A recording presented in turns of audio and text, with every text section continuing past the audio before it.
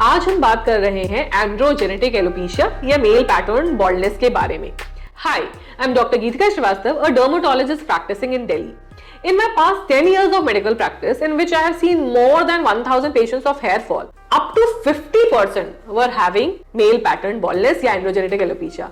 And सबसे ज्यादा आश्चर्यजनक बात यह है कि आजकल लड़के अपने 20s और अर्ली 30s में भी अपना बालों का गंजापन महसूस करने लगे हैं। तो आइए जाने इस वीडियो में कि आखिर ये मेल पैटर्न बॉल्डनेस या एंड्रोजेनेटिक एलोपेशिया है क्या। देखिए, नाम में ही इसका पूरा अस्तित्व छुपा है।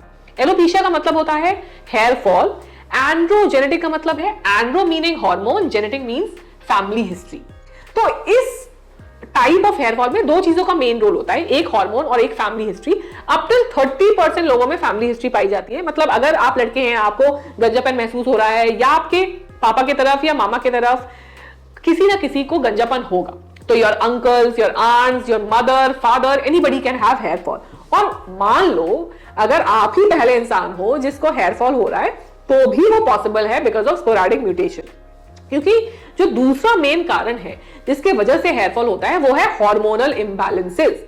टेस्टोस्टेरोन नामक एक हार्मोन होता है जो कि एक मेल हार्मोन होता है। मेल्स में प्रीडोमिनेंटली जो मैस्कुलिन फीचर्स होते हैं उसके लिए टेस्टोस्टेरोन रिस्पॉन्सिबल होता है। उसका एक बड़ा भाई होता है डाईहाइड्रोटेस्टोस्टेरोन, जो आपके स्कैल्प पे बहुत एक्टिव होता है। And because of activity of that hormone आपके बालों का साइज पतला होता जाता है, मतलब आपके बालों का थिकनेस पतला होता जाता है, और इस प्रोसेस को बोलते हैं मिनिएचराइजेशन।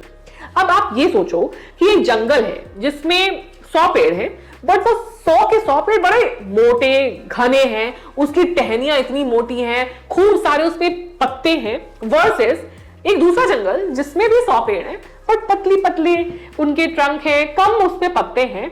तो घना जंगल कौन सा लगेगा? वही जंगल जिसमें मोटी मोटी टहनियां हैं। वही आपके स्कैल्प के साथ होता है।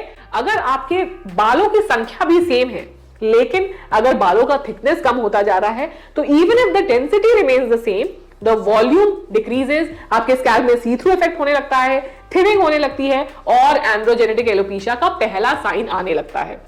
अब इसको मेल पैटर्न बॉल्डनेस क्यों कहते हैं? क्योंकि इसका पैटर्न होता है। आपका हेयरलाइन पीछे जाएगा, आपके जो टेम्पल्स हैं, जो साइड के वी हैं, वो ज्यादा डीप होने लगेंगे, इवेंचुअली आपके क्राउन एरिया में थिनिंग होने लगेगी, और ये गंजापन रिसीड होके एक ऐसे स्टेज पे हो सकता है कि आप अनुपम खेर बन सकते हैं, लिटरली। मतलब just a band of hair at the back of your scalp which will be there and the rest of the hair will be gone.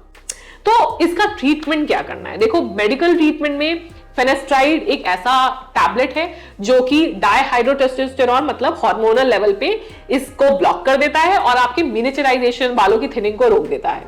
उसी तरह मिनॉक्सिडिल नामक एक हेयर स्प्रे है जो कि अब बहुत ही कॉमन हो गया है, जो आपके बालों को धीरे धीरे इंप्रूव कर सकता है in a span of 3 to 6 months.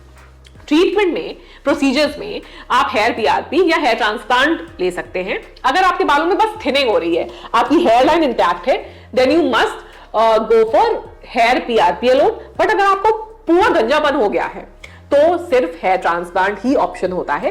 Better ये है कि आप किसी डर्मेटोलॉजिस्ट या हेयर ट्रांसप्लांट सर्जन के पास जाएं, उससे एक प्रॉपर कंसल्टेशन लें और तब समझें कि whether you are the right candidate of hair transplant और you are the right candidate of hair PRP. अगर आप भी हेयर फॉल से ग्रसित हैं, आपको समझ नहीं आ रहा है कि एंड्रोजेनेटिक एलोपेशिया है आपको या एक नॉर्मल हेयर फॉल है, तो आप इस नंबर पे कॉल कर सकते हैं। इसमें हमारे पास बहुत सारे काउंसलर्स हैं जो आपको hair fall related free consultation provide करेंगे, but it is valid only for limited period. आज के लिए इतना ही। तब तक के लिए बी ब्यूटीफुल, बी इन्फ्लुएंशियल।